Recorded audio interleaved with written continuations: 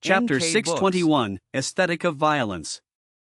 She sprang up and shouted, "Bon Hung, get out of the way, or I will tear you apart." Li Dudu froze, then copied Lu Wai Mong and shouted, "Bon Hung, go away, or I will tear you apart." Roar! The bear growled, seemingly startled, stepped back 2 steps, then stood upright with half its body raised. "It is not leaving, what should we do?"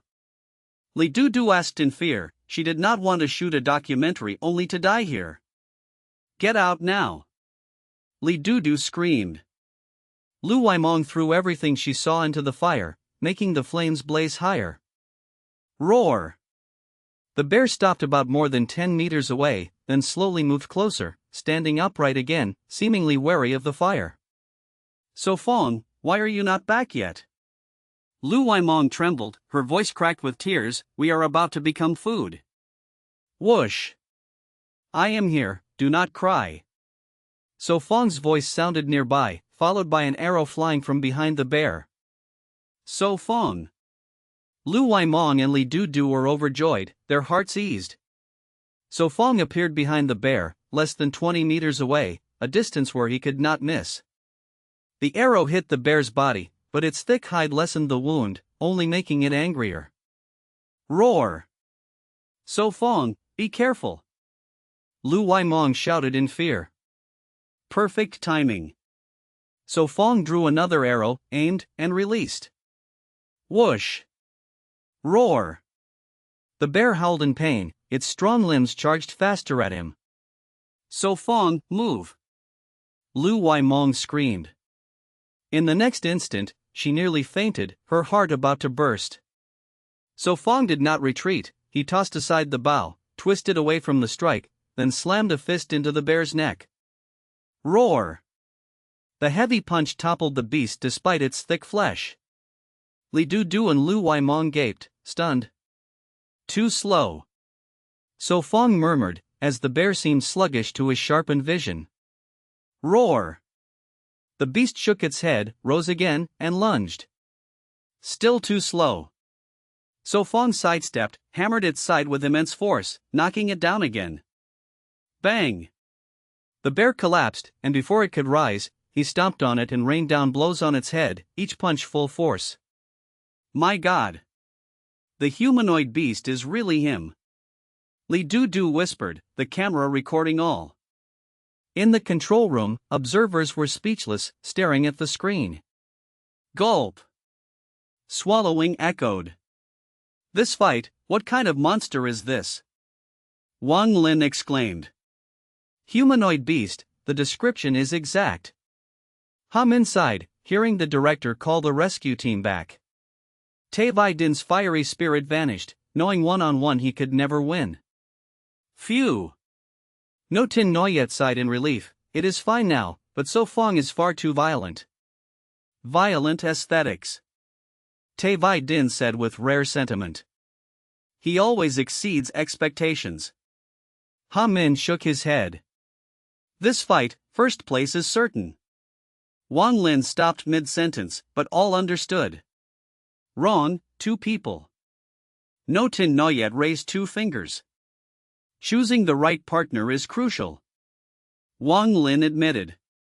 So Fong threw the final punch, the bear already dead, but he struck once more to be sure, then finally stopped. I am fine, just sore hands. So Fong laughed, his blood-stained hand trembled slightly, showing overuse of strength. Let me see. Lu Wai Mong crouched, took his hand, checked carefully. After confirming he was fine, she sighed in relief and asked, "You scared me to death, how did you appear from behind?" Li Dudu suppressed nausea, still filming So Fong with the dead bear. This would be explosive footage. Ah, I followed the bear's trail. So Fong explained. If he had been later, the 2 women would have died, and he wondered if Luck's halo had saved them. So that is it, you scared me. Li Dudu clutched her chest, sat down weakly, almost crying with relief. Do not worry, it was my fault leaving you alone, I am sorry. So Fong gently reassured. Yes, thank you very much. Li Dudu said sincerely. Chapter 622, Eat all the beasts at once. She teased with a pout, I really doubt that when you marry Yunhan later, you will become strictly controlled by your wife. Ha? Tracheitis? Why tracheitis? Li Dudu blinked curiously, while the marriage with the girl was obviously a silly question. So Fong's mouth twitched, was that the focus? No, it is wife control, not tracheitis. Lu Waimong corrected. Is there any difference? Li Dudu wrinkled her nose suspiciously. All right then. Li Dudu suppressed her doubts. So what now? Lu Waimong whispered. First, grab the honey and head back to the camp. So Fong thought and spoke softly. What about the bear? Li Dudu asked quietly. Of course, bring it back. So Fong and Lu Waimong spoke together, already imagining bear dishes. Braised bear paw, steamed bear tail. Lu Waimong swallowed. Li Dudu rolled her eyes, they had just escaped danger, now discussing eating bear? Cough, first collect the honey, or the smell of blood will attract more beasts. So Fong tapped her head lightly. You even knock my head. Lu Waimong pouted, ears flushing red. Go together, or stay here?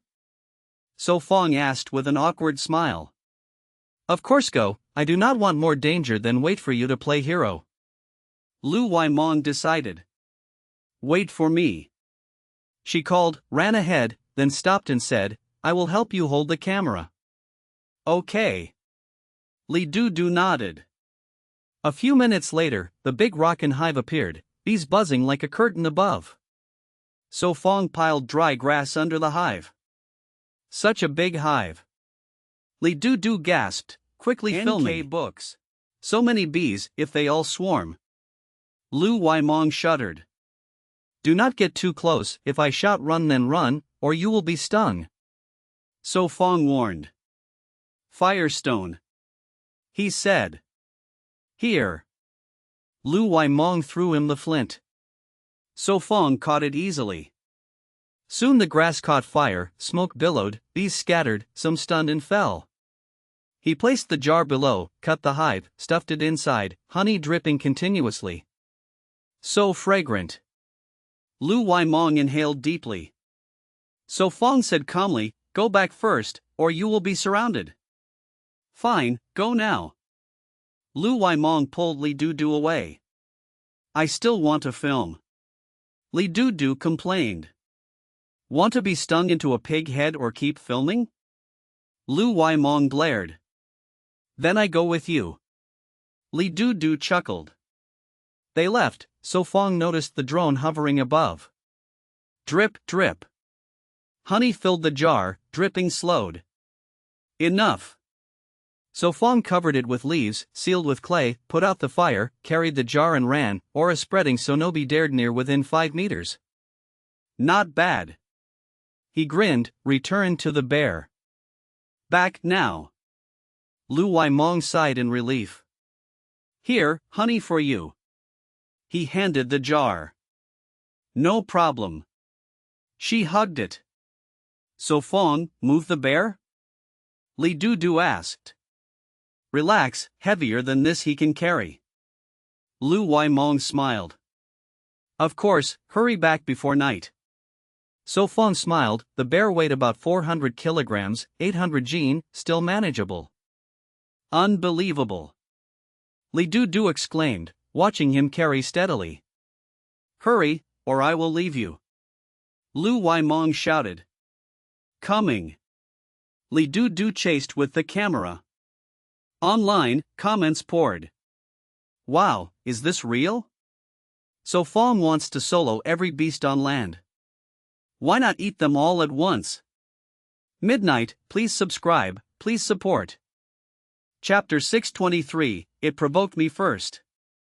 Van Han wore a wide-brimmed hat and sat by the brook, her legs immersed in the water, rubbing sand beans in her hands, murmuring, I wonder if So Fong will return. At this time, if he wants to come back before dark, he should already be on the way. Lu Wai Thursday held a clay jar filled with freshly picked sand beans to be washed. Yes, he had better return soon. Van Han whispered. Lu Wai Thursday bit her lip, unsure where to find honey, so she could not guess the return time. With so many sand beans, pressing them into oil will last until the contest ends. Van Han said excitedly.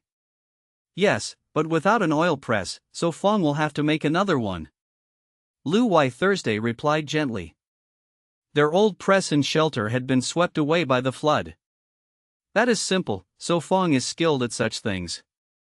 Van Han smiled with pride. Sister, open the gate quickly, we are back. Suddenly came Lu Wai Mong's voice. Coming. Lu Wai Thursday rushed to the gate. Creak. With both girls pushing, the gate opened slowly. The sight outside startled them. Lu Wai Mong looked weary, carrying a jar. Lai Du Du bore a camera, but So Fong carried a whole bear, shocking to behold. Lu Wai Thursday froze. If not for recognizing them, she might have fled. Let's go inside first. So Fong smiled bitterly. Come in quickly. Lu Wai Thursday pulled them in. This time I can explain, it provoked us first. So Fong raised his hands seriously. Explain later, let me see if you are hurt. Van Han pulled his hand. Nothing serious, only a bit tired. So Fong said softly, relieved. Not serious? Then what are these red marks? Van Han demanded. Those were bee stings from gathering honey, but he was immune to venom. Anywhere else? Van Han asked sternly. No. So Fong smiled gently. Are you sure? She pressed. Wait, I will prepare soapy water. Van Han shot him a glare, then went upstairs. This time she seems not angry. Lu Wai Mong teased. Cough. So Fong forced to smile. I am fine, just my heart still beating fast. Lu Wai Mong waved it off. What happened? Lu Wai Thursday asked curiously, placing her hand on her sister's chest. Indeed, the heartbeat was faster. I have a video you can watch. Lai Du Du raised the camera. Its screen could play back, though not very clear. Let me see. Lu Wai Thursday leaned closer. What are you doing? Van Han came down with a bowl and a fish bone. Watching the video, come too. Lu Wai Thursday replied. Wait, I must remove the bee stingers first. Van Han sat beside So Fong, lifted his hand. Give me your hand. He placed the stung hand in hers. Do not move, it may hurt, endure a bit. She poured soapy water on the wound, used the fish bone to pick the stinger out. Seeing her careful look, So Fong smiled. Why are you smiling? Van Han blared, does it not hurt? No pain, he shook his head. Good, she whispered. Ah. Watching the video, Lu Wai Thursday cried out. The clip lasted over 3 minutes, from when they met the bear until So Fong appeared and killed it barehanded, every moment thrilling. Sister, was it not exciting?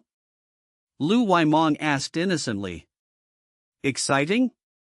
You almost died. Lu Wai Thursday scolded, patting her head, then sighed and said, but you did well, handling the bear without mistakes. Be warned, next time focus. If it were a leopard you would be dead, she warned. Got it. Lu Wai Mong pouted. Mong's sister, were you stunned? Books. Van Han asked. No, we ran quickly, she answered cheerfully. That is good. Van Han poured the rest of the soapy water on So Fong's hand. He stood, brushed off dust. Van Han whispered, now tell us what happened. Isn't there a video? So Fong nodded to Lai Du Du. Yes, watch it. Lai Du Du lifted the camera. The girls gathered, re-watched the video, from time to time gasping, their cries during the bear chase clear on recording. Chapter 624, Bear Meat in the Hot Pot. Van Han watched the video for a long time without speaking. Only after 5 or 6 minutes did she recover and sigh deeply. In the video it was all about So Fong pressing down the bear. Back in the city she had never realized he was this strong. Doesn't So Fong look very handsome like this? Lu Wai Mong teased the girl. Don't praise him, or next time he will want to fight a dragon. Van Han tilted her head and glared at So Fong again.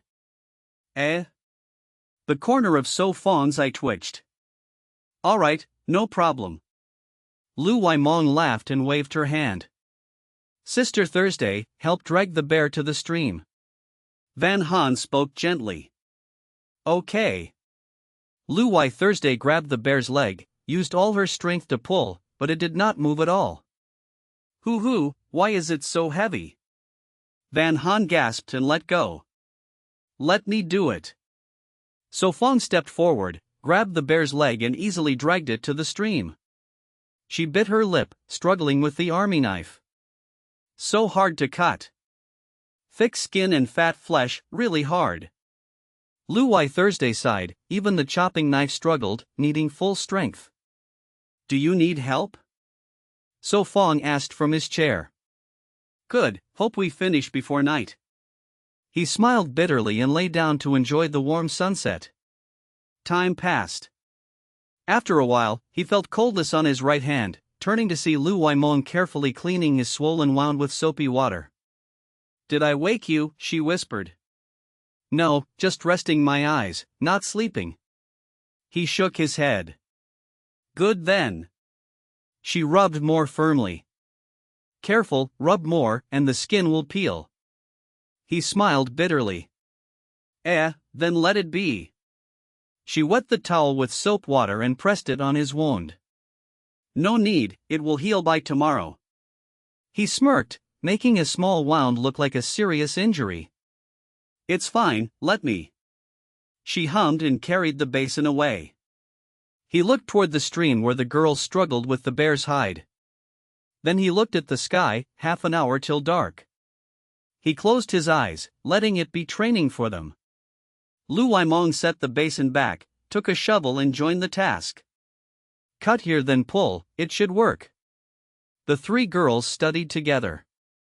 Lai Du endured the bloody scene and filmed, giving comments now and then. Time passed, 30 minutes left, and they finally peeled off the hide. Van Han wiped her forehead. Hurry, it's getting dark. Yes, the hide can wait, let's cut the meat first. Lu Wai Thursday lifted her knife. Yes. Van Han agreed. This bear paw can be eaten tonight. Van Han said softly. So much fresh meat, let's make hot pot tonight. Good idea, it's been long since hot pot. Lu Wai Thursday agreed. Lu Wai Mong's eyes shone. Bear meat hot pot, first time hearing, first time eating. Too hard, can't cut. Lu Wai Thursday swung her knife at the bear's neck, wanting to cut off its head. The skinned head looked terrifying, especially crushed by So Fong, no one could eat it. She stepped on it and pulled. Ah! Why won't it come out? Viewers online sent barrages of comments. Honestly, seeing them butcher the bear, I gave up marrying them. Agreed, more brutal than men, blood everywhere, I almost vomit. Marry them? Brother, wake up, a few dishes and you lose it? Little lowly is my target. So Fong walked to the stream and smiled. Need me to help? You take it, I can't. Lu Wai Mong stepped aside. Go prepare the hot pot, I'll do this. So Fong took off his shirt, showing his strong body. With one pull he freed the knife, then one swing cut the bear's neck, cleanly separating the head. I'll prepare the pot base. Van Han washed her hands and took meat inside. The sisters helped wash and season meat with salt and ginger to smoke later. Night fell, luckily So Fong was fast, finishing before dark. So Fong, take a bath, you look scary. Lu Wai Thursday whispered. All right. He looked at his blood-covered body and face, truly frightening. He lay in the stream, washing off the blood, then climbed up and jumped into the pool, enjoying the cold bath. Careful not to catch cold, nights are colder. She reminded softly. It's fine, I'm strong. He replied, diving underwater. Chapter 625, Bear meat is not easy to eat. Inside the wooden cabin, everyone sat around the table with chopsticks ready for the hot pot. Here, this is the dipping sauce. Lu Waimong brought clay bowls filled with a mix of wild ginger, mint, wild horseradish and oyster oil. Hurry and eat, the broth is boiling. Van Han gently urged. All right. So Fong replied softly, picking up a thin slice of bear meat and putting it into the iron pot. Tonight's broth was made from bear bones and mushrooms, rich and milky white. After a while, the meat was cooked. He dipped it and put it into his mouth. How does it taste? Van Han asked curiously. Not good? Let me try. She put bear meat into the pot. Soon, she dipped the cooked meat, blew on it and ate. It is not very good, but at least it is meat. Van Han frowned with a wry smile. Even with spices, the sour and wild taste of bear remained. Hard to swallow, bear meat cannot be eaten. Lu Waimong muttered, still not swallowing. Hearing you, I dare not eat either. Lu Wai Thursday pulled back her chopsticks. I think it is tasty. Lai Du stuffed 2 pieces quickly, forgetting everything. We need another way to cook, or so much meat will be wasted. So Fong said quietly. Yes, more sauces are good. He put more meat into the pot. Where is the bear paw? Lu Waimong asked. It is marinated, we will cook it tomorrow. Van Han answered firmly, cooking it now would be trouble. Fine. Lu Waimong wrinkled her nose, dipped meat deep in sauce and ate, hiding the sour taste. At the table, the most eager was Lai Du, eating piece after piece. I will cut crocodile meat now. Van Han stood, sliced it thinly and placed it on the table. Delicious. Lu Waimong's eyes lit up, reaching with her chopsticks. So full. Lai Du blushed, patting her belly. Drink tea to digest. Van Han smiled, pouring pine leaf tea for everyone. Du, which day of filming is this? Lu Waimong asked. The 11th day. Lai Du replied softly, only 3 days left before leaving the island, her heart heavy. Only 3 days left, bring bear meat for Sister Anna to taste. Van Han said innocently. Ah, really? Lai Du asked in surprise. Of course, maybe she will like it. Van Han smiled, though she and the others disliked it, she thought people at home might prefer it. In Ross, a tough land, bear meat was common on the table. Is that really good? Lai Du hesitated. Remember to greet Sister Anna for us. Van Han said sweetly. Next morning, the girl collected smoked bear meat and hung it on the rack, then washed. What for breakfast today? Van Han glanced at the meat and discarded it, deciding on kudzu powder porridge. When the sisters woke, breakfast was ready, while the bear paw was left for So Fong. So fragrant. Lu Waimong rubbed her eyes and sat down. Mong, you have not brushed teeth. Lu Wai Thursday reminded. Ah, I know. Lu Waimong dropped her chopsticks and went with her sister. Haha, the bear paw is yours. Van Han laughed. All right. So Fong tapped her forehead and turned to the kitchen. He took the marinated paw, skewered it, roasted until golden, then peeled the skin and put it in a boiling clay pot. He added ginger, cinnamon, perilla, and closed the lid. Are you making stew? Van Han asked. Eat breakfast first. She reminded, serving kudzu porridge. Oh, and later make an oil press, I dug beans already. All right, I know. So Fong nodded, making it was not hard. Later, the sisters and Lai Du returned, and all sat to eat breakfast.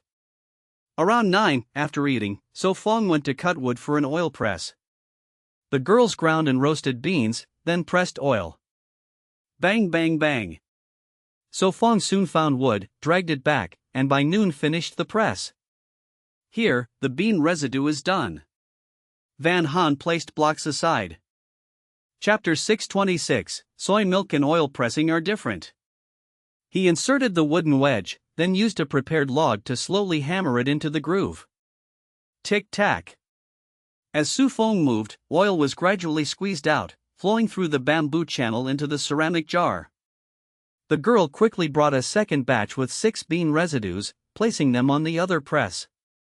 Alright, do not rush, the bear paw must be ready, let us have lunch first. Su Feng stopped and spoke. Okay. The group replied, washed their hands at the stream, then went upstairs. It smells fine, but I wonder about the taste. Su Feng lifted the jar lid. The soup once full was now little, just short of covering the paw.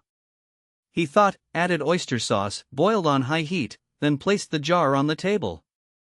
The color looks good, and there is no fishy smell. Lu Yimong leaned close and sniffed. Try it. Su Feng signaled with a frown. All right. Lu Yiming took chopsticks, pierced the softened paw, easily picked a piece, blew gently, then ate. She chewed twice, then exclaimed, it melts in the mouth, no fishy taste, delicious. Wan Han raised a thumb, truly tasty. Yes, this is the proper way to eat bear meat. Louis Zhu nodded. How did you make this? Anna would be interested. Li Dudu admired and asked. Very simple, just watch the replay. Su Feng pointed at the camera on the wooden stand.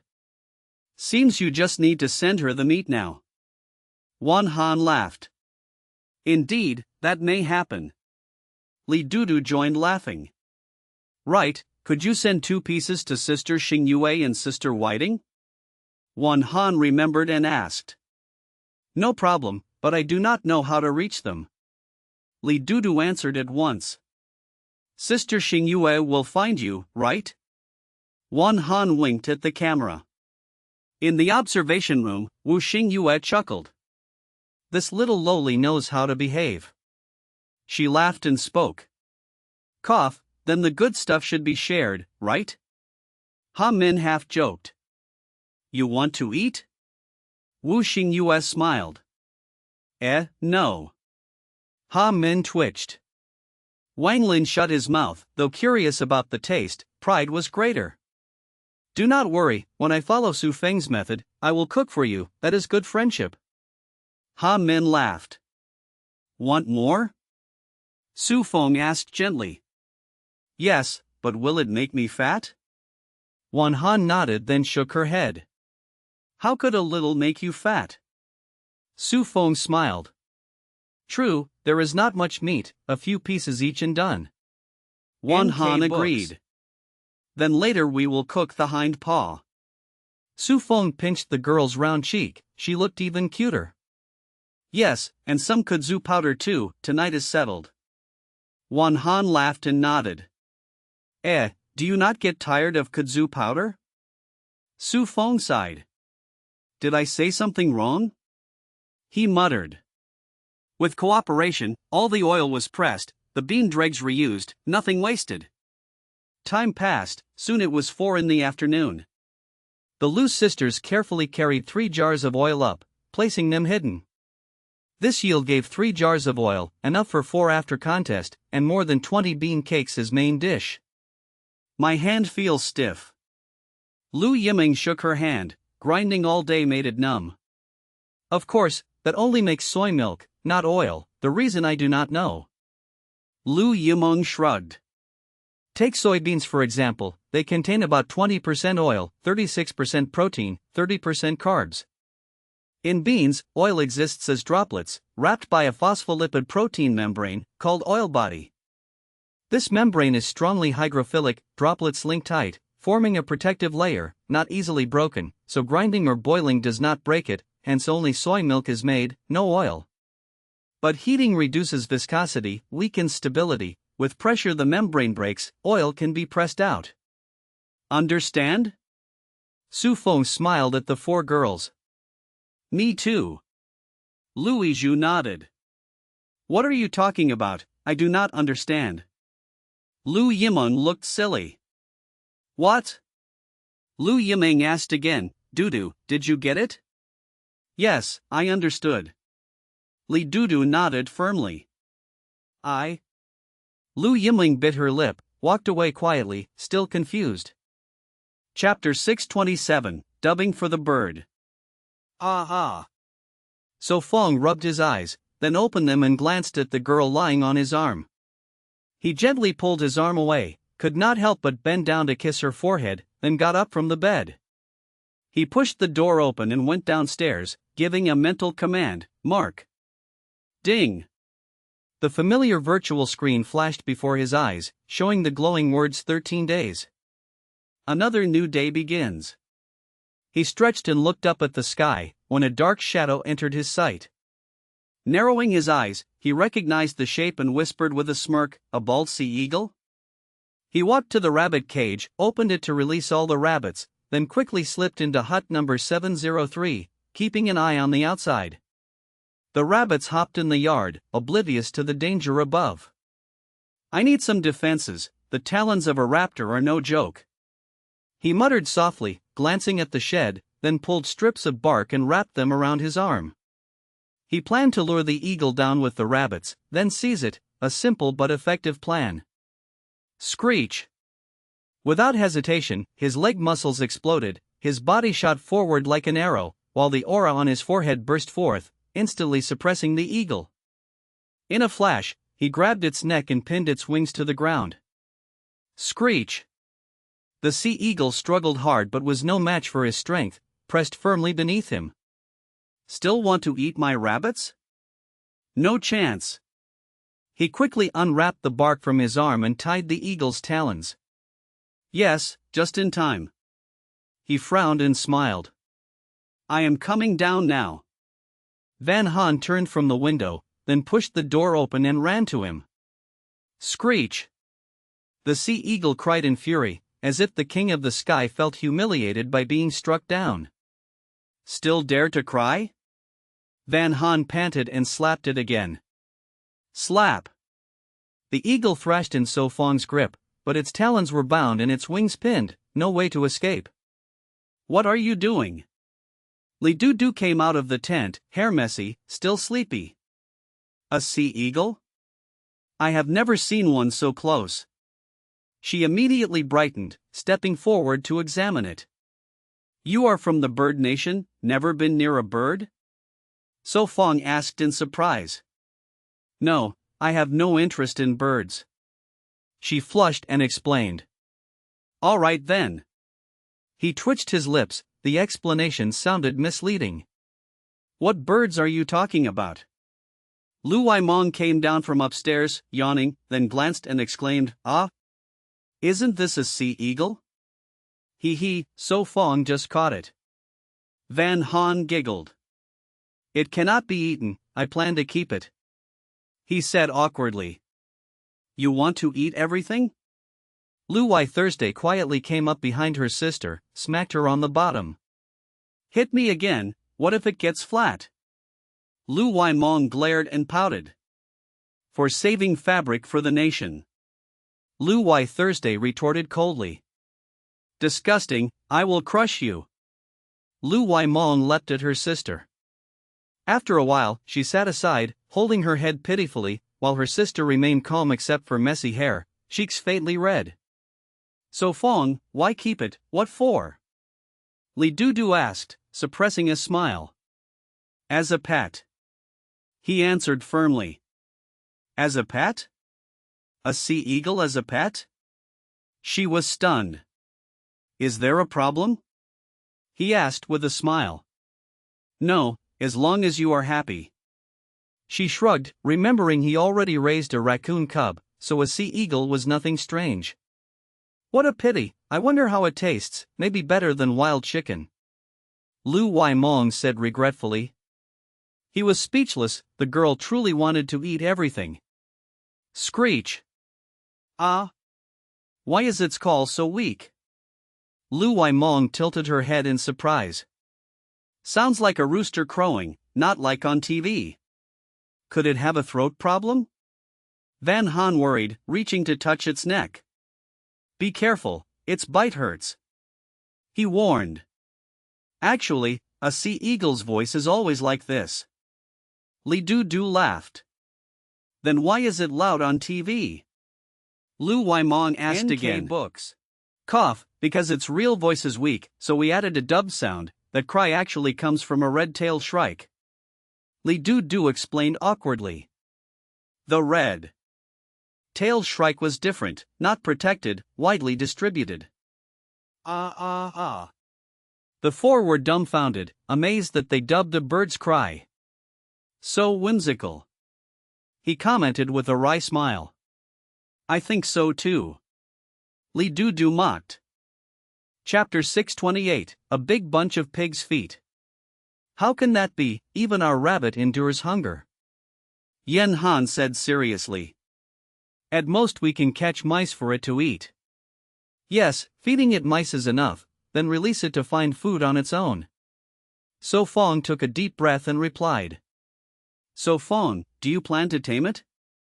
Li Du asked in surprise. Yes, it just became an adult, the tail feathers have not fully changed, taming it should not be hard. So Fong said softly. Young bald eagles actually have dark brown heads and tails, only after maturity do they turn white. Others cannot, but for me, if I do not try, how will I know? So Fong smiled confidently.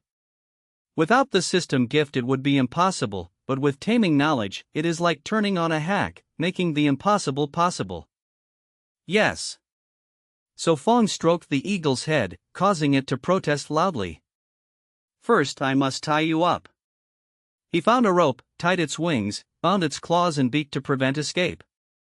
So Fong, you should build a cage, keeping it tied is not a solution. Lu Wai Thursday suggested. Yes, I will do it now. He already had an idea. Yes, I can help.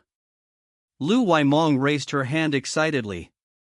Yes, but first wash your face, comb your hair, and eat breakfast, then you will have strength. So Fong teased as he looked at her messy hair. You are paying less attention to your image. If no one marries me later, what then? So Fong joked. No, in school many big pig's feet chase after me and sister, though none are good. Lu Waimong muttered. Lu Waimong, shut up. Lu Wai Thursday rolled her eyes angrily. Do not listen to her nonsense. Lu Wai Thursday blushed and explained. Lu Waimong struggled, waving her little hands. Got it. So Fong smiled bitterly, hoping no one heard, otherwise a bunch of pig's feet would panic. Finally Lu Waimong was dragged to wash, while So Fong built the cage. He wanted a very large cage, enough space for the eagle to fly, so he decided on 3 meters high, 3 meters long, 2 meters wide. He dug 6 holes for pillars, then wove wooden slats like a rabbit cage. So Fong, come eat breakfast. Yen Han called. Coming. He answered, finished the last hole, washed his hands, returned to the hut. After half an hour, breakfast done, he returned to the yard with Lu Waimong. Are you building a house or a cage? She asked, eyes wide. It is also a house, but for the eagle. He joked. We must be really idle. She sighed. According to Li Du and Anna, other contestants still struggle for food, while they build a house for a bird. This is also a way to pass time. He shrugged. Yes, but our place is becoming a zoo.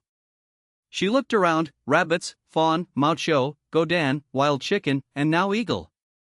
A zoo is not bad, at least we are not bored. He replied, dragging wood. There is not enough wood. She observed. Then chop more. He picked up the axe and called. Yen Han, I am going to chop wood, stay hidden. Okay, be safe.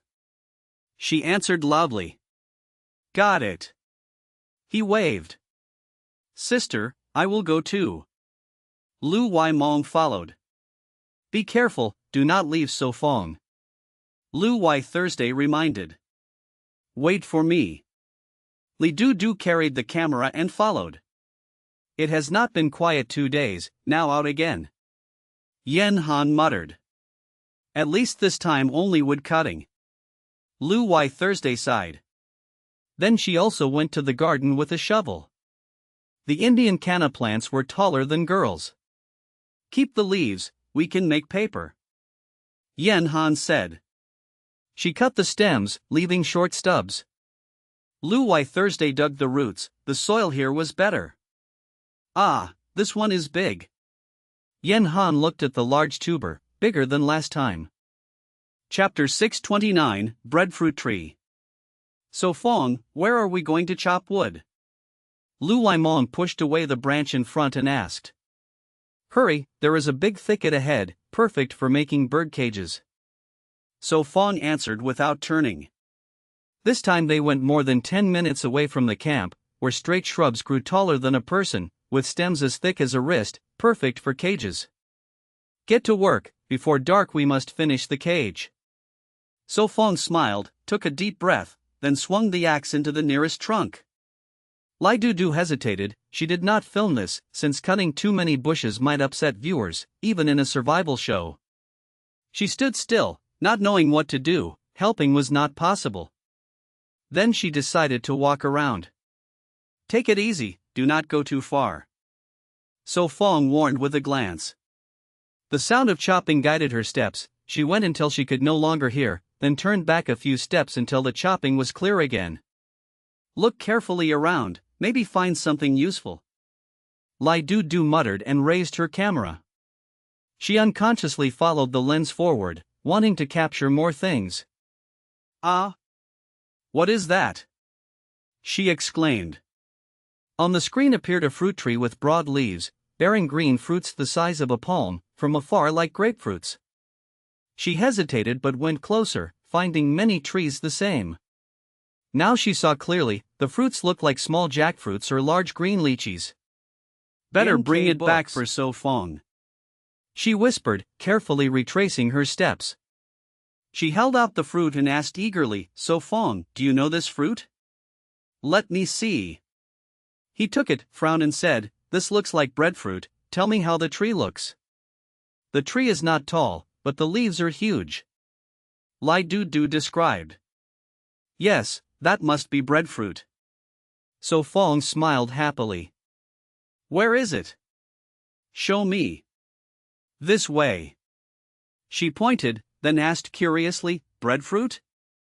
Can we eat it? Of course, and it should taste good. He laughed. Ah. If it is edible, let me bite first, Lu Wai Mong said excitedly. Breadfruit must be cooked to be tasty. He chuckled. Let us check first. All right.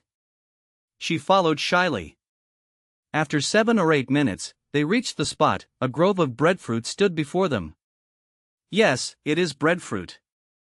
So Fong beamed. So many trees here, each full of fruit, Lu Wai Mong said happily. Can breadfruit be a staple food? She asked in surprise. Of course, its starch content is very high, he explained. Breadfruit is a tree rich in starch, so people call it that. Roasted, it tastes like bread, fluffy and slightly sweet, often used as staple food, especially on remote islands where people eat little grain. There are more than 150 types, with or without seeds, taste not very different. Great, let us pick them all. Lu Wai Mong rolled up her sleeves. She tiptoed, pulled a branch down and picked some fruits. Let us go, remember this place and come back tomorrow. So Fong waved. The whole morning, the three were busy cutting wood for cages. Come, we must carry 2 more loads, he said firmly, shoulders bearing 2 bundles, beside him 2 more lay on the ground. Do you need my help? Lu Wai Mong asked while holding fruit. No need, you go ahead and clear the way, my sight is blocked, he said, the wood covering most of his view. All right then. She went first, pulling aside vines and branches. Lai Dudu followed, watching his back with awe, inhuman strength. After more than 10 minutes, they returned to the yard, where Lu Wai Thursday and the girl were digging roots. You are back, Van Han greeted. Yes, but we must go again. So Fong set down the wood and turned to leave, intending to fetch the rest. Wait for me. Lu Waimong put down the fruit and ran after him, wanting to guide. Then I will cook lunch. Van Han stood up, brushing her hands, eyes falling on the breadfruit left there. Chapter 630, Sports Car or a House? So Fong said this is called a breadfruit, it can be eaten. Li Du replied. Breadfruit? Such a strange name. Van Han whispered and asked. Did he say how to eat it? He said it tastes good only when boiled. Li Du thought for a while and said. Then let's wait for him to come back and ask again. Van Han dropped the idea of eating it for lunch. Breadfruit? Let me see. Lu Wai Thursday walked over from the garden. Here, it looks like a jackfruit. Van Han handed it to her. It is breadfruit, exactly like in the video material. Lu Wai Thursday confirmed after checking, she had once seen it in a biology class video. Remembering the content, she said softly. The simplest way is to roast it directly on fire. She paused and added. They say roasted breadfruit tastes like bread with a hint of potato. Then I will try one. Van Han picked one up and went upstairs. She entered the kitchen, lit the stove skillfully and opened the lid. I need a wooden stick. She thought, then went downstairs, shaved one with a military knife and returned. She placed the breadfruit on the table, pressed the stick through with effort, finally piercing it. So tiring. She muttered, then propped it on the stove, letting flames lick around. She also took an iron pot, added water, and put it on the other stove for kudzu flour. She turned the fruit from time to time, its green skin burned black until it looked like coal. How is it? Lu Wai Thursday pushed the door in. Quite right. She replied, pursing her lips. How long to roast? Van Han asked. Well, I do not know. Lu Wai Thursday admitted. Van Han smiled wryly, deciding to wait for So Fong. After more than 20 minutes, So Fong and Lu Waimong returned carrying big bundles of wood. Bang! He dropped them, patted his shoulder, and sat down. All right, let's begin. He smiled and sat on the logs. How is it? His voice sounded doubtful. Nothing. Lu Waimong stood behind him, massaging his shoulders and asking. How is it? Is the strength fine? So Fong sighed in comfort. Nice, you can use more strength. No problem. She pressed harder, thumbs on his neck. So Fong, you are back? How to eat this fruit? Van Han's voice came. Ah, I will check. He quickly went upstairs. Wait for me. Lu Waimong shouted. Inside, the girls were around the table, a black ball and a pot placed there. Van Han raised her head. Sister Thursday said it can be roasted, but how to eat it? Let me see. So Fong cut it open skillfully with his knife. Instantly, a rich bread smell spread out. Smells like bread. Van Han inhaled deeply. It is breadfruit. So Fong scooped out some flesh, cut a piece and tasted. After a moment, he smiled. Not poisonous, edible, tastes like bread. He cut all the flesh into a clean plate, discarding the burnt peel. NK Books. So delicious. Van Han chewed, eyes bright. Feels like eating bread. A magical fruit, truly bread taste. Lu Waimong admired. Not bad at all. Li Du said with surprise. One is not enough, I will roast more. Van Han went downstairs and brought back more. While skewering them, she said. You can eat some kudzu flour first, the breadfruit will be ready soon. All right. So Fong replied gently. After 10 minutes, 2 more were served. Let's try with honey. Van Han said curiously. Try and see. So Fong smiled. I will get some. Lu Wai Thursday fetched honey. So Fong cut open the fruit. Oh, honey with breadfruit, sweet and nice. Lu Wai Mong gave a thumbs up. Van Han, mouth full, mumbled. Are there many of these fruits? Yes, plenty. So Fong poured her water in case she choked. Then let's give some to Sister Tin Noyet, Sister Vidin, and Sister Anna. Van Han smiled sweetly. Okay. So Fong laughed, touched by her kindness. In the observation room, Ha Min and others saw this. Looks like I need a much bigger birthday gift for her. No Tin Noyet laughed brightly. Others worry about finding food, but Van Han thinks of giving it away. Ha Min said with a smile. Exactly. Von Lam added. Tay Vi Din smiled. Faintly, already pondering whether the birthday gift should be a sports car or a house. Chapter 631, Clearly. All right. Lu Wai Mong moved the wooden pole aside to balance it, then tied it tightly with rope.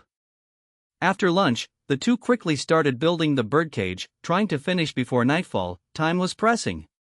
Creak creak. I guess it means you should let it go. Lu Wai Mong laughed. Impossible, it must stay with me for half a year. After all, it ate my rabbit, it must pay the price. So Fong frowned slightly, smiling. Lu Wai Mong laughed harder, and they worked faster. Time passed slowly, the sun leaned west. Around 5 in the afternoon, the cage was finished, with a tall door left at one side. Done. So Fong clapped, dropped the rope, and turned to the bald eagle. He grabbed its wing, pushed it inside, and said while untying the rope, whether you like it or not, this will be your home for half a year. Creak creak. The bald eagle shook off the rope and flapped at So Fong. Creak creak. It froze, folded its wings, and shrank into a corner trembling. So Fong, you scared it. Lu Wai Thursday scolded. Haze. So Fong sighed, stepped out, and closed the cage. What will it eat at night? Van Han brought washed Indian canna, looking at the eagle inside. Give it some bear meat first, then I will put some mouse cages in the forest, let it catch. So Fong muttered. That is the only way. Van Han replied softly. She walked away, then turned back curiously. By the way, what should we call it? It needs a name. Let me think. So Fong frowned, he never thought to name a fierce bird. Well, call it Clearly. His lips curved, discarding names like Mighty Sky or Lightning. Who knew such a fierce bird would get a gentle name? Clearly, easy to remember. The sisters nodded. Yes, easy indeed. So Fong sighed, the bright eyes of the girl staring made refusal hard. Clearly, I will fetch more bear meat for you. Van Han smiled, returned inside, and soon came out with a big piece of bear meat. Creak creak. Clearly flapped, hesitated, then refused to eat. Not tasty? Van Han asked. If hungry, it will eat, do not worry. So Fong chuckled, who has appetite when caged. That is true, I will prepare dinner. Van Han pouted and went upstairs. Before dark, grind the Indian canna first. So Fong stretched. Yes, let it settle until tomorrow. Lu Wai Thursday nodded, taking the canna to the grindstone. So Fong pulled the stone, Lu Wai Thursday fed the canna, white liquid flowed into the pot.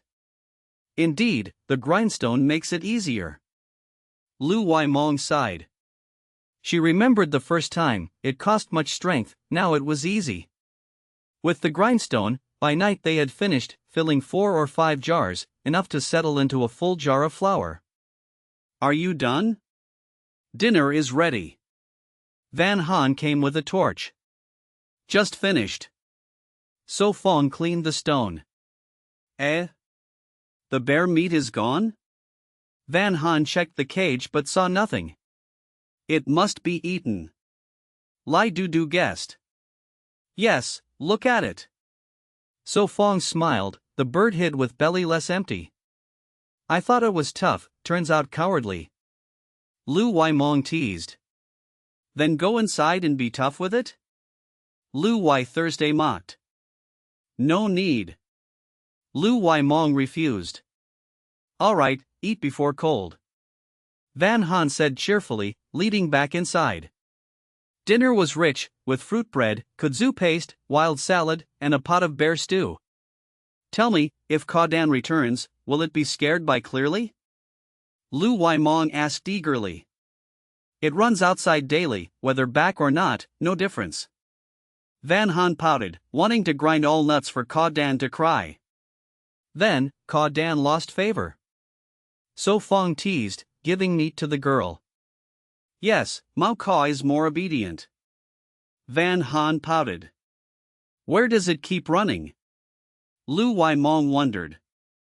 Probably someone outside. Lu Thursday said calmly. Ha! Lai Du puffed cheeks, confused, continued eating kudzu. He decided to watch more videos later, still unclear. Books. Van Han turned curious. Dung's sister, the day after tomorrow you leave, do you want to do anything tomorrow? Anything to do? Lai Du froze, thinking. No? Lu Mong asked. Lai Du's eyes lit, then hesitated. Can I really say? Of course, we are friends, say it. Van Han waved casually. Chapter 632, Not Enough to Fill the Teeth. Ah, going hunting? Van Han was stunned. If it is troublesome, then I do not want it. Li Du quickly waved her hand. Of course, no problem, just say it, So Fong? Van Han tilted her head and asked Don with a smile. This is extremely simple. So Fong grinned. Really? Li Du asked happily.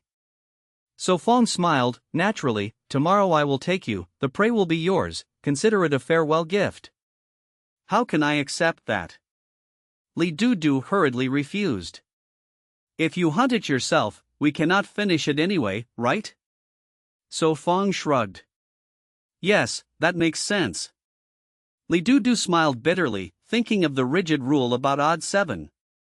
Then it is settled, tomorrow we go hunting.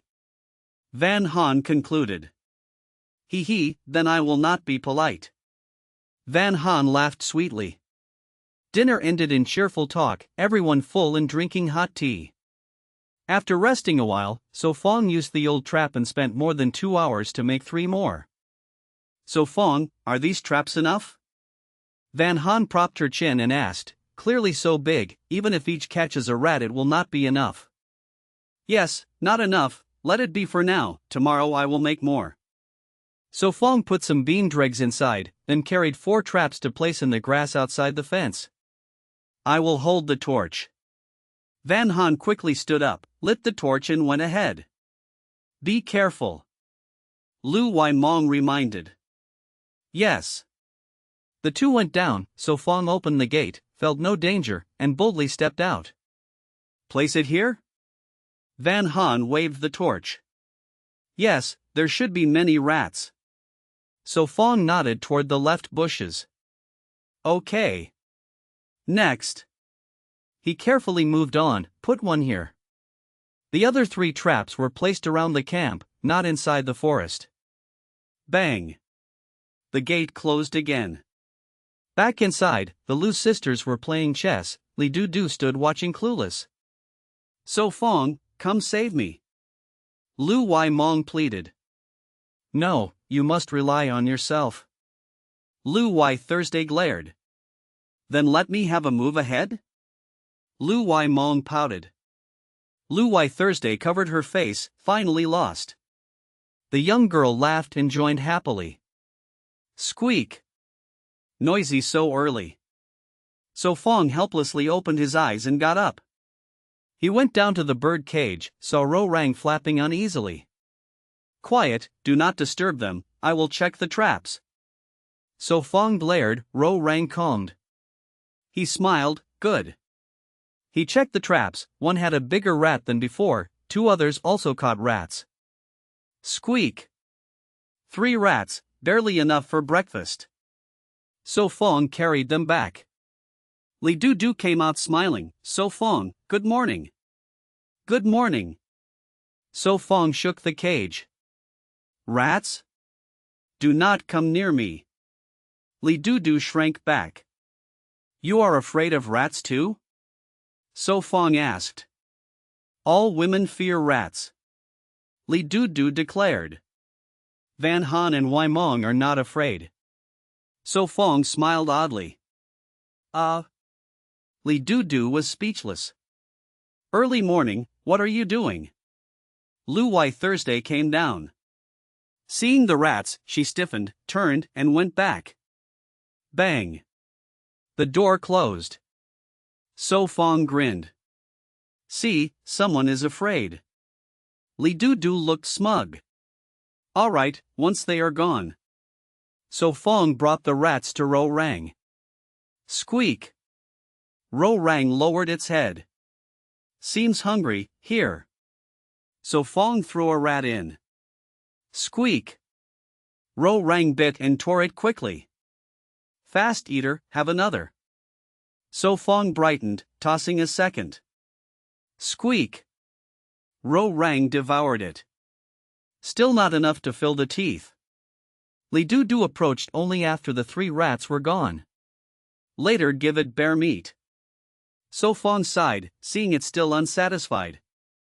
You are not raising a pet, but another meat eater, it eats more than you. Li Du teased.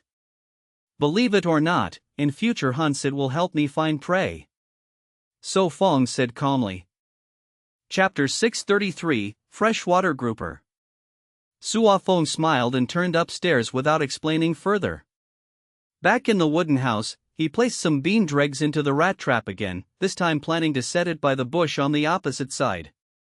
Nearly an hour later, the 5 of them finished breakfast and set off, aiming to find the leopard herd near the big lake, on the other side of the Rocky Mountain. This time, they carried fishing hooks, lines, and bait, wanting to try their luck fishing in the big lake. Relax, it is nothing difficult, just follow the method I taught this morning, draw the bow steadily and release the arrow. Suo Fong smiled warmly to reassure. All right.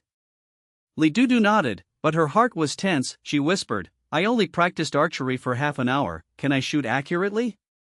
Of course you cannot. Suo Fong replied casually.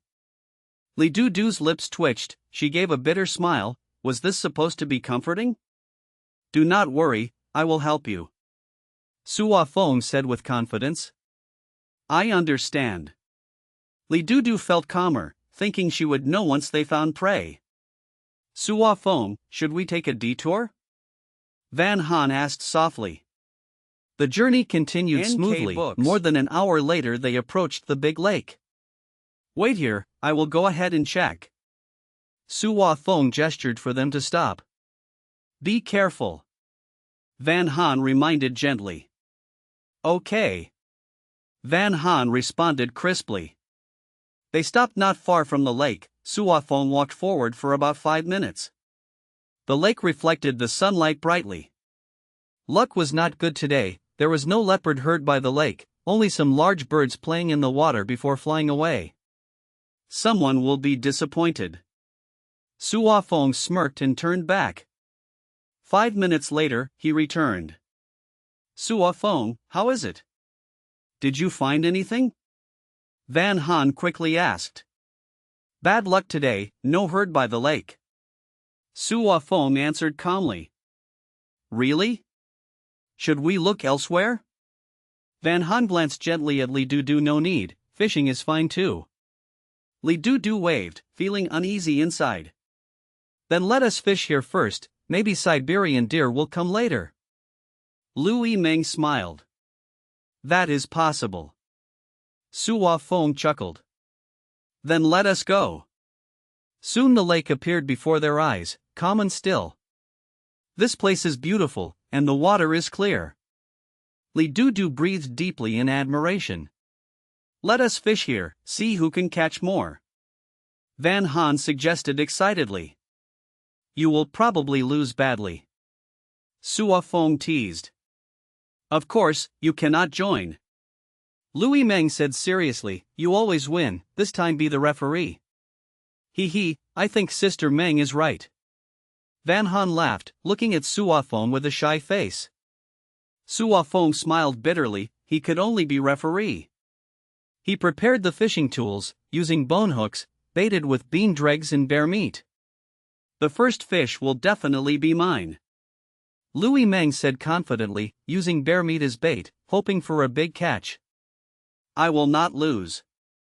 Van Han snapped, casting her line, the hook and bait splashing about 4 meters from the shore, creating ripples. If you keep arguing, no fish will bite. Suafeng reminded with a laugh. Louis Thursday pursed her lips, doubting they would catch anything today.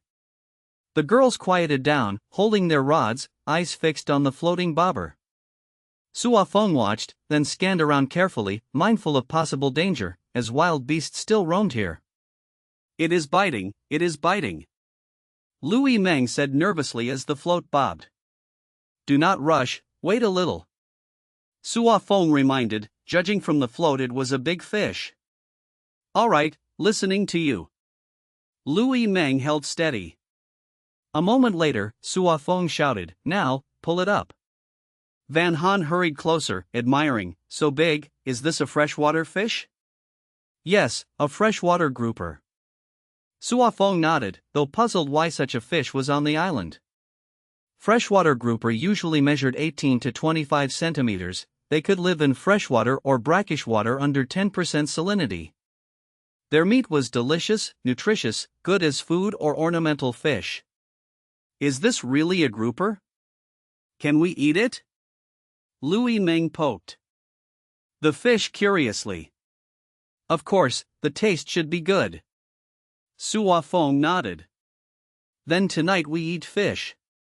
Louis Meng carefully removed the hook and placed the fish in a bamboo basket submerged in shallow water. She clapped her hands, her pretty face full of pride, laughing, haha, the first fish is mine. So amazing. Li Du clapped along. Just coincidence. Louis Thursday said indifferently. Ah, my fish. Van Han exclaimed, seeing her rod dragged into the middle of the lake. Chapter 634, Forest Anaconda. So what do we do now? Van Han pursed her lips, without a fishing rod how could they catch fish? I will use the hook to pull it back for you. Louis Meng raised the rod, letting the line out to its full length. Can it work? Van Han asked doubtfully, the rod had flown out more than 10 meters, even with extra line it seemed out of reach. If we do not try, how will we know? Louis Meng swung hard, the hook fell lightly on the lake 5 meters away, still far from the rod. She bit her lip shyly, maybe once more, this time I can grab it. Fine, I will go down and fetch it. So Fong chuckled, the line was too short, he stripped his shirt and stepped into the lake. So Fong, do not go, we do not know what dangers are in the lake. Van Han frowned and called. No problem, the water is clear, if danger comes we will see it. So Fong waved, not looking back, and moved to the center. As he went deeper, the water rose, the rod still 5 or 6 meters away, water had reached his neck. Whew! So Fong inhaled deeply, diving down to reach the rod.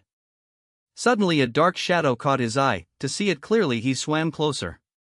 He squinted, through swaying weeds he saw its form. Damn!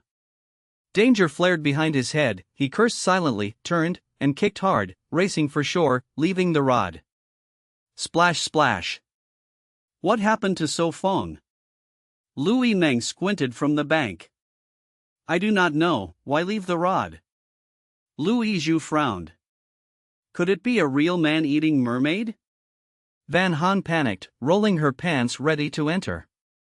So Fong burst from the lake, shouting, do not come down, retreat quickly. Splash splash! His feet hit bottom, he rushed ashore, leaving a muddy trail. So Fong, what is it? Van Han hurried forward. Huff huff. So Fong gasped, waved, first, leave the lake, danger. What danger, a real mermaid? Louis Meng asked anxiously. No, a forest anaconda. So Fong said bitterly, meeting it underwater was a death sentence. Forest anaconda. The girls cried, instinctively retreating from the shore. The forest anaconda, heaviest snake in the world, though called forest, it was semi-aquatic, with eyes and nose on top of its head, breathing even half submerged. Its skin stretched, swallowing prey larger than itself, for so Fong being swallowed was easy. It fed on water birds, pigs, turtles, caiman crocodiles. Besides the Amazon species, there were continental and water anacondas, all giant, much bigger than common snakes or pythons. With dim light and weeds, So Fong recognized it as an anaconda, but not which kind. 10 meters long, thicker than you? Louis Meng exclaimed, stepping back again. Yes, thicker than me. So Fong twitched his mouth. Terrifying, I told you not to go. Van Han scolded. My fault. So Fong smiled bitterly, heart still pounding, its giant body shocked him. Such a giant, better avoid this area later. Louis Zhu said sternly, if caught alone none could escape. Will it swim up here? Li Dudu shrank her neck, frightened, she feared reptiles. So Fong, stay away from the lake, let us return, it is too dangerous. Van Han frowned. Ah, you are not in the mood anymore, right? So Fong asked while dressing. Yes, let us go back, today is not right for going out. Louis Meng hunched her shoulders, nodding quickly. Go, pack and return. So Fong sighed, suspecting his luck had left him, the whole day went badly. Sorry sister, we caught nothing, disappointed you. Van Han apologized to Li Dudu. No, I only troubled you. Li Dudu shook her head shyly. It is nothing. Louis Meng hugged her shoulder, grinning, more people more fun. Next time we will hunt together. Louis Zhu said softly. Okay. Li Dudu smiled brightly, her brown eyes moved. After 3 hours they returned safely to camp, the sun already westward, now over 4 in the afternoon. Clothes are nearly dry. So Fong tugged his shorts, once soaked now sun-dried, only inside still damp, outside dry. Fine, I know. So Fong shrugged, took the goat horn bow upstairs. So Fong. Bathe now, then tonight no need. Van Han called near the house. I know, you are more and more like the headmistress. So Fong scolded jokingly, the girl nagged like an old matron. Chapter 635, Want to go see the sea. The log blazed, sparks flew. Beside the small stream, the Nan sisters sat together, preparing dinner. On the fire was an iron pot, inside cooking wild vegetables and some small crabs. The crabs were caught by Nu Nok in the afternoon, she spent more than an hour to get them. It is ready to eat. Tan Nok lifted the iron pot from the fire, placing it on a rock. No meat, eat more wild vegetables, hopefully tomorrow we can hunt prey. Tan Nok sighed as she took the chopsticks. Okay, tomorrow I will try to catch crabs too. Nu Nok said innocently. Since arriving here, besides building a temporary shelter, they also made a fence for safety, which took a lot of time. The fence was not large, just a square with 5 meters sides, enclosing half the stream and the shelter inside. Eat quickly, cold food is harder to eat. Nu Nok said gently. There are 4 crabs, 2 for each. She divided them, or else her sister would leave them all. I do not like crabs, too hard to peel. Tan Nok pushed the crab back. Then I will peel for you. Nu Nok smiled, putting down her chopsticks to grab the crab. No, let me do it myself. Tan Nok quickly took it back. Sister, blessings and hardships are shared, you still need strength to hunt tomorrow, eat more. Nu Nok said seriously. I know. Tan Nok smiled, but thought these wild vegetables could never fill the stomach, since they had no fat at all. Soon she would be hungry again. Over 20 minutes later, after dinner, the sisters sat together, weaving ropes from tree bark.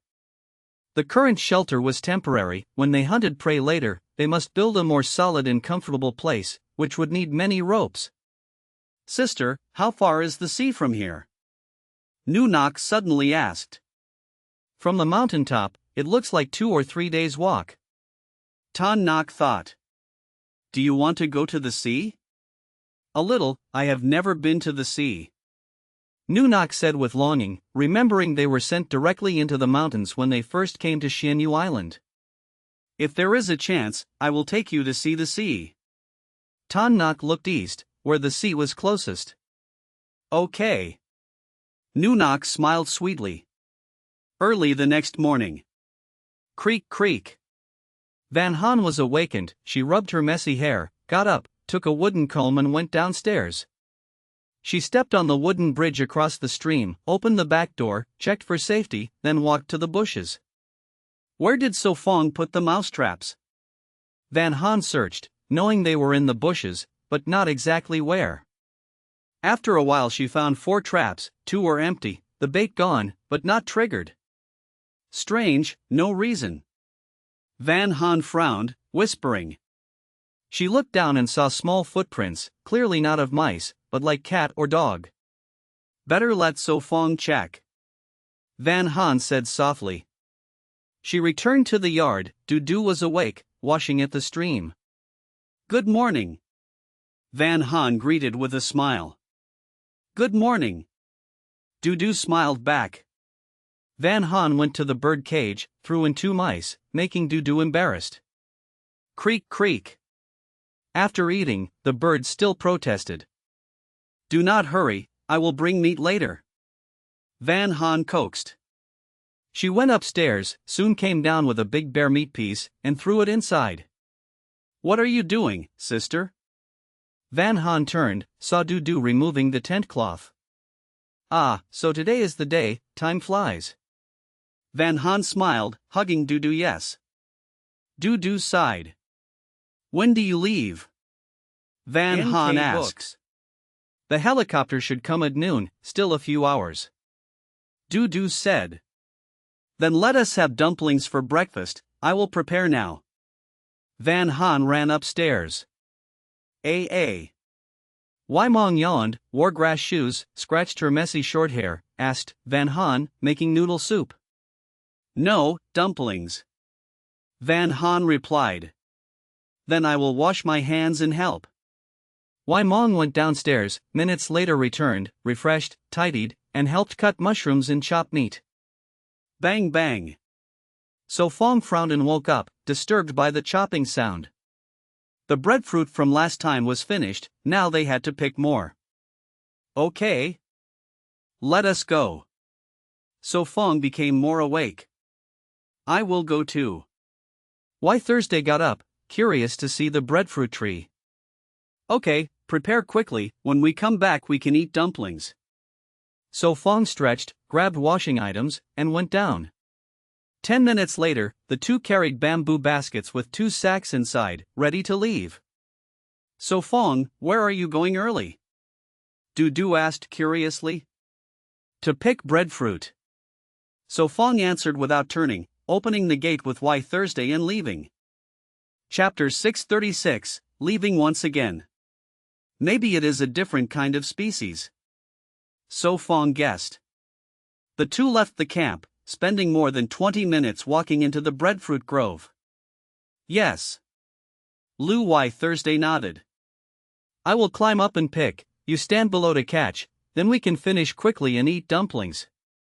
So Fong smiled, took off his grass shoes, and climbed the tree. Be careful. Lu Why Thursday urged. It is fine, I often climbed back in the orphanage. So Fong reached for the breadfruit branch, picked it, and called down. Thursday, catch it. All right, throw it. Lu Why Thursday raised her hands. Here, careful not to hit your head, your face would be ruined. He warned and dropped the fruit. Got it. Lu Why Thursday caught it swiftly, lips curling in a faint smile. She placed it into the bamboo basket, looking up for the next. They worked in perfect rhythm, one picked and one caught, filling 2 baskets from a single tree. So Fong moved to another, soon filling 2 sacks as well. Lu Wai Thursday shouted. So Fong, stop, we cannot hold more. Okay. She carried a basket and led the way back. Nearly 20 minutes later, they returned to the yard, where the girl waited at the window. Back already, come eat dumplings. Van Han called. They followed her inside, dumplings already prepared. You eat first, or mine will be cold. So Fong said softly. Eating together is better. Van Han laughed, handing chopsticks. Life needs a sense of ceremony. Lu Wai Mong nodded. So Fong smiled and sat down. So delicious. Lai Dudu's cheeks puffed with joy. Good, I want another bowl. She shamelessly helped herself.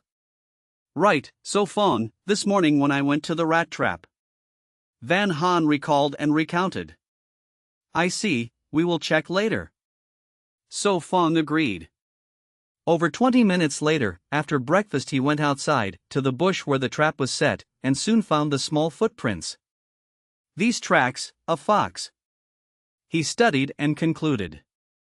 Rising, he tried to follow, but the dry ground erased the prints. Cunning fox, ruining my plans, I must catch you to know clearly. He muttered. Back at the camp, the girl carried a sack of breadfruit. Ah? You want me to take all this? Lai Dudu asked in shock. Yes, sharing with Anna, Tin Noyet, and Vi Din, little will remain. Van Han replied.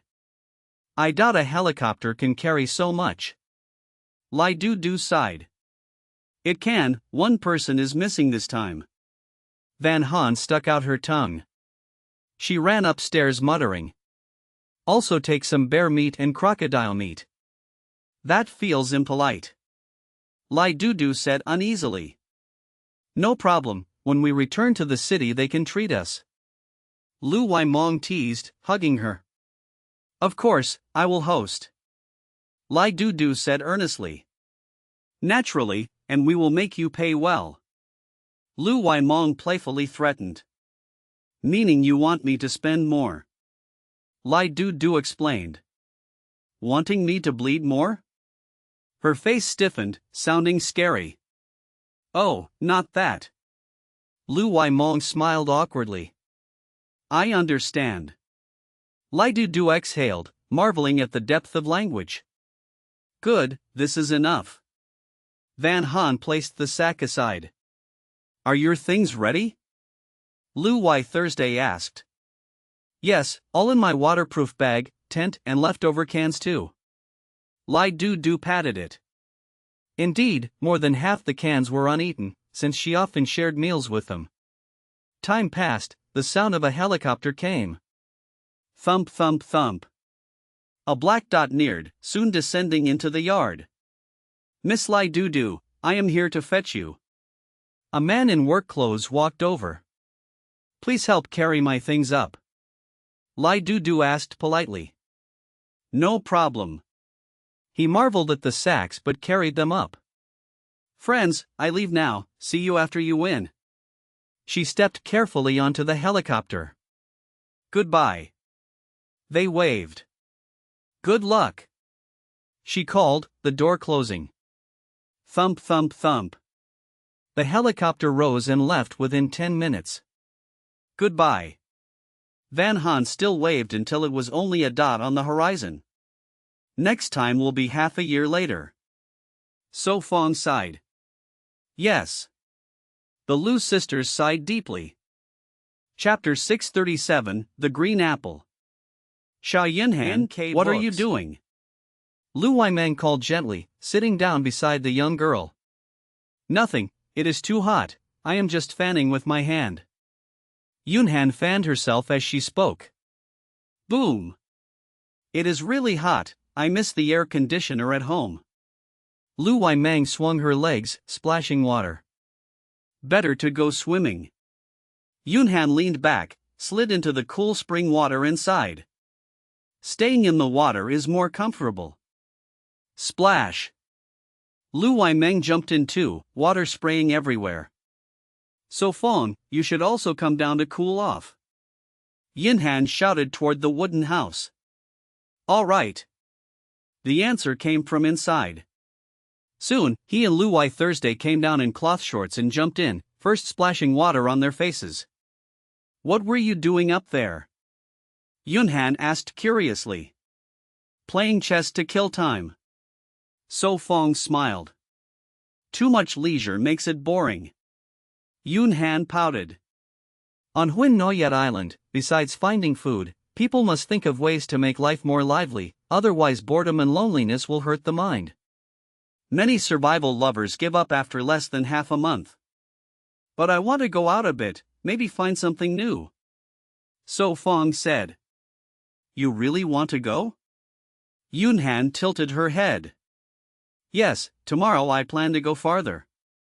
He said softly. I knew it, you even defeated a bear, I am not worried. Yunhan said innocently. Ha ha ha. So Fong laughed, strength indeed brought peace of mind. You two go, I will stay with Yunhan to tend the garden. Luai Thursday said she had just cleared soil to sow new seeds. You manage inside, we manage outside, life is not hard. Luai Meng joked. Ha ha ha. Everyone laughed. Early next morning, So Fong and Luai Meng finished breakfast then set out, heading deeper into the forest. On the way, Luai Meng asked. So Fong, when is your birthday? Birthday? I do not know exactly, but the dean chose one for me. He looked awkward. Which day? She pressed. Cough, not important. He tried to change topic. Why not, birthday is important. She said seriously. So when? March 8th. He muttered. March 8th? At first she was happy, then startled. March 8th, International Women's Day? Cough, yes. He smiled bitterly. That is easy to remember. She teased. He quickly changed subject. Ahead is monkey territory. Monkeys, do you want to raise one? She giggled. Do you want to make the camp a zoo? He laughed, imagining noisy monkeys. He shook his head and walked closer. Chi-chi-a-a. Monkeys screamed from trees. Better not raise them, too noisy. She huffed. Whoosh. They want war? So Fong frowned, catching a stone before it hit her. Whoosh. Kit. The monkeys raged, hugging their heads. Go quickly, or more stones will fly. He said with a bitter smile, pulling her away. Wait for me. She ran after him, still making a funny face at the monkeys. They moved deeper, to areas not explored before. Go forward and we will see. He said, swinging his knife to cut vines, observing plants around. After 20 minutes, they stopped at a discovery. He picked up half-eaten apple and smiled. There are apples here. Luai Meng's eyes lit up. Yes, monkeys left it, the tree must be near. He brushed his hands and walked on. Apples to eat. She cheered. Sure enough, they found an apple tree with many fruits, though only 2 big ones. Green apples, I am not used to them. She said, noticing most were small and green.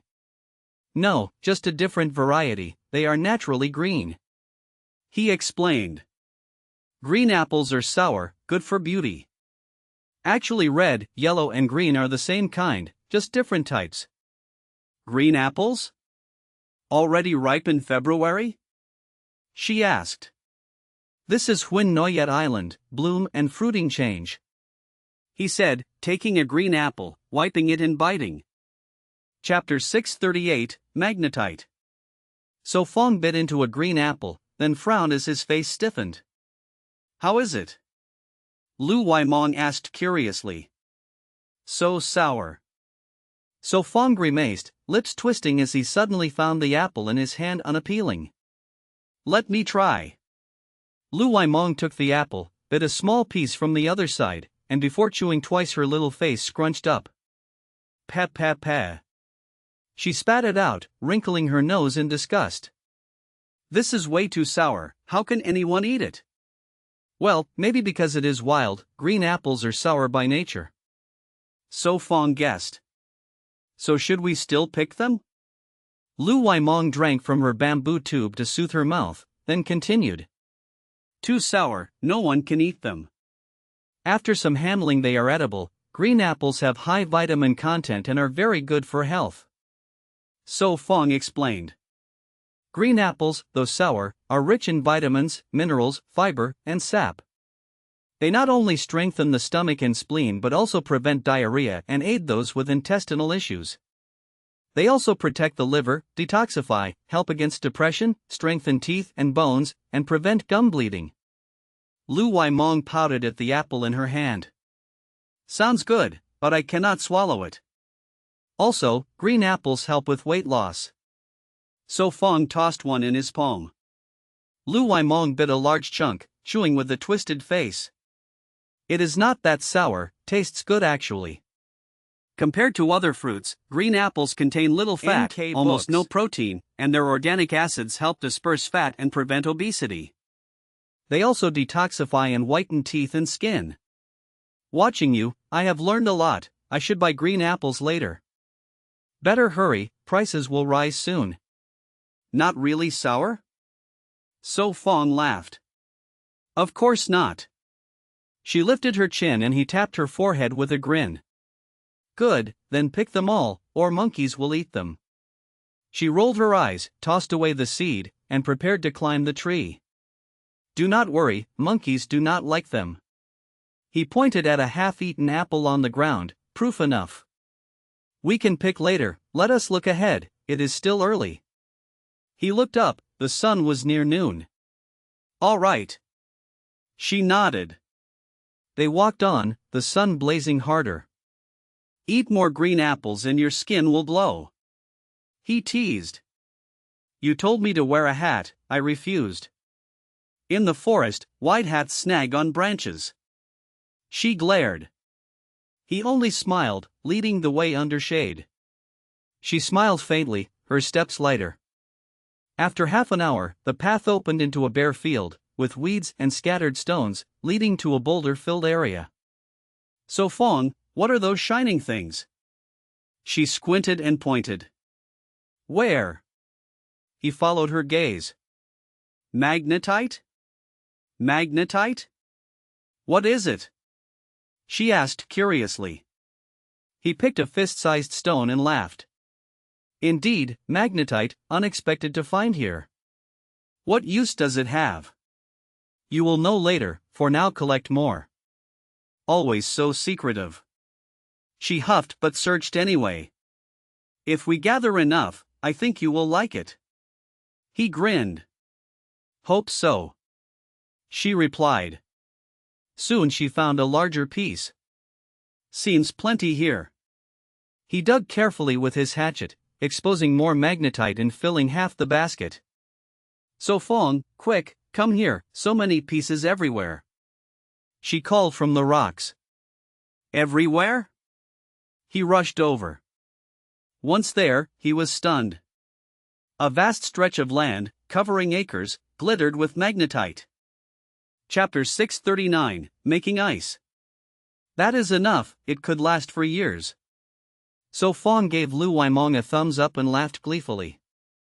Now can you tell me what saltpeter is used for? Her beautiful eyes sparkled with curiosity. Saltpeter can be used to make ice. So Fong curved his lips, speaking words that stunned her. Saltpeter, also known as niter, is a white or pale gray crystal that sometimes shines like glass. It is used in making dyes, pigments, gunpowder, fireworks, glass, and even as a food preservative, with wide applications. It tastes bitter, is cold in nature, not poisonous, but can act as a laxative, so eating it could be dangerous. Make ice? Lu Waimong was startled and asked. Isn't it just a pile of stones? How can it make ice? It is simple, by using its property of dissolving in water. So Fong explained. Potassium nitrate dissolves in water, absorbing much heat, lowering the temperature and freezing water, but it requires a large amount, a few pieces are not enough. I understand, dissolve these stones in water and it will freeze, right? Lu Waimong clapped her hands, eyes bright with realization. That is right, clever girl. So Fong smiled and clapped his hands. Having ice in this hot weather, that is happiness. Lu Waimong cheered, then urged. Shall we bring it back now? Of course. So Fong led the way down the rocks, revealing large pieces of saltpeter. The two worked busily for half an hour, their bamboo baskets full of saltpeter.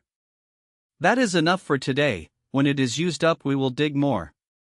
So Fong carried his basket. Is it too heavy? Throw some away, we can fetch more later. He helped adjust her basket. It is fine. She wrinkled her nose playfully.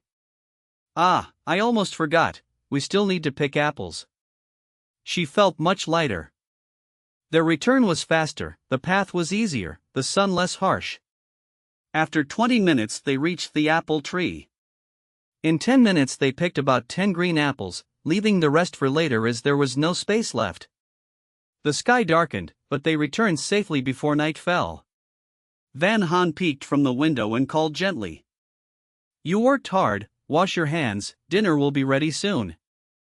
All right. So Fong smiled up.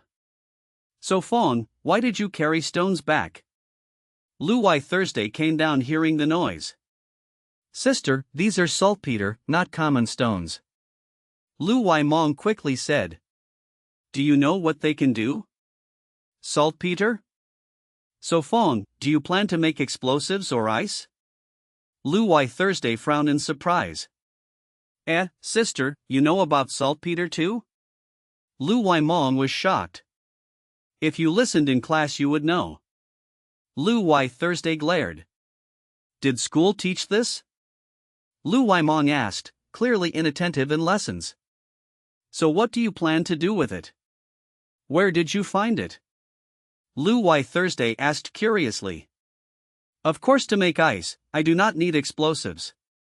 So Fong replied calmly, explosives need other materials not found here. He then told how they found the saltpeter. Sister, here are green apples, try one. Lu Wai Mong eagerly gave her one. Try it, it tastes good. Her black eyes gleamed with mischief. It is late, eat it after dinner, go upstairs now. Lu Wai Thursday accepted it and helped carry saltpeter into the house. You trick your sister like that, not afraid she will scold you? So Fong laughed. They returned to the cabin, the girl had already served dinner. What did you harvest today? Van Han asked while setting the table. These are today's greatest harvest. NK books. So Fong pointed to the basket. Saltpeter. Van Han looked, recognizing it. So only I did not know. Lu Wai Mong muttered. Yes, I know too. Van Han answered lightly and sat down. Indeed, our Van Han is a top student. So Fong teased. That I will not deny. Van Han said proudly. So Fong chuckled, ruffled her hair, then began eating. Dinner was rich, with bread baked on wood fire, bear stew, and wild greens with oyster sauce. Did you face danger today? Van Han asked while chewing. No, just the heat. So Fong answered and told about the day. There are more green apples, in a few days let us go together and pick them all. Her eyes shone. Good, and we should also bring back more saltpeter. So Fong nodded. Let us wait until we can really make ice. Van Han replied, since books only gave theory, no one had tried before, it still needed testing. We will know after trying. So Fong agreed, even if it failed, cold water for drinking was still possible. Chapter 640, Successful Ice Making. So Fong and the others sat together, a clay basin and some porcelain bowls placed in front. How to do this? Lu Wai Mong asked curiously. First pour water into the clay basin until halfway. So Fong recalled his knowledge. All right. Lu Waimong poured until halfway, then asked. And then? Put the porcelain bowl filled with water into the basin, then add saltpeter into the clay basin. So Fong explained gently. Lu Wai Thursday and the young girl watched nervously, since it was about whether tomorrow they could have ice to drink. It seems no reaction. Lu Waimong looked closely, but the saltpeter and water showed no change. The three girls turned to So Fong. He smiled bitterly. The reaction takes time, wait half an hour then check.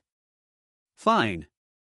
Lu Waimong half believed, carefully placed the basin in a corner. She stood excited, took out mahjong, and smiled. While waiting, let us play a few rounds. Good idea. Van Han quickly forgot about the ice, sat down and helped with the tiles. I will wash some green apples, good for appetite. Lu Wai Thursday stood up and took the apples to wash. Lu Waimong looked at her sister, smiling faintly. Mong's sister, what is wrong? Van Han asked curiously. Nothing, I am just happy, long time since playing mahjong. Lu Waimong smiled, lying. Long time, only a few days. Van Han muttered. Soon, Lu Wai Thursday returned with cleaned green apples and placed them. All right. She arranged the tiles first, then picked up an apple, bit into it. Her face changed, chewing stopped, frowning. Why so sour? He. Lu Waimong covered her mouth laughing. Sister, tasty? This is what you call tasty? Lu Wai Thursday glared angrily. So sour, let me try. Van Han took another apple, bit small. She squinted, voice trembling. Really sour, hard to eat. Can it whiten and slim? Van Han and Lu Wai Thursday looked at each other, then reluctantly ate. Cough, whitening and slimming needs long-term eating. So Fong added. The path to beauty is hard to resist. Van Han said firmly. Well, play mahjong. Van Han held both apple and tile. 3 coins, pong. 4 10,000. Chow. Time passed, they played and forgot, after 2 hours. No more. Van Han pushed tiles, tired. A bit sleepy. Lu Waimong stretched. Then wash and sleep. So Fong urged gently. All right. The 3 girls answered. Oh right, is the ice ready? Lu Waimong remembered, quickly went to check. She lifted the basin, surprised. It really froze, fine ice. The basin and bowls turned into ice, cold air spread. It truly worked. Van Han and Lu Wai Thursday excited, touched the ice, played. Tomorrow we will have ice to drink. So Fong tapped the frozen basin, satisfied. If not so late, I would eat ice cream. Van Han swallowed. Be good, bathe and sleep, tomorrow I make for you. So Fong patted her nose affectionately. Really? Van Han responded softly. So Fong, can we eat all this ice? Lu Waimong asked. Only the part inside the porcelain bowl, cleaner. So Fong replied. I see. Lu Waimong nodded. Understood. The sisters answered, then prepared to wash. In the wooden house, the firelight slowly faded. The next day, the sun shone. Yesterday forgot to set the rat trap, today only bear meat to eat. Van Han threw bear meat into the bird cage. Squeak squeak. The bird ate eagerly, even approached friendly. In the house, So Fong already awake, preparing more ice with saltpeter. Day heat rose high, could it still freeze? No problem, with cold spring water, less saltpeter needed. So Fong explained. Fine. Van Han absorbed the new knowledge, books never detailed this, only practice taught more. She went to cook breakfast. The basin is too small, need larger vessel. So Fong thought, each time only one bowl of ice, too little. Online, viewers commented. What is So Fong doing, making ice with stones? Saltpeter ice, our dorm no power, will buy some to try, if works summer easier. Good man, share video. NK Books. +1.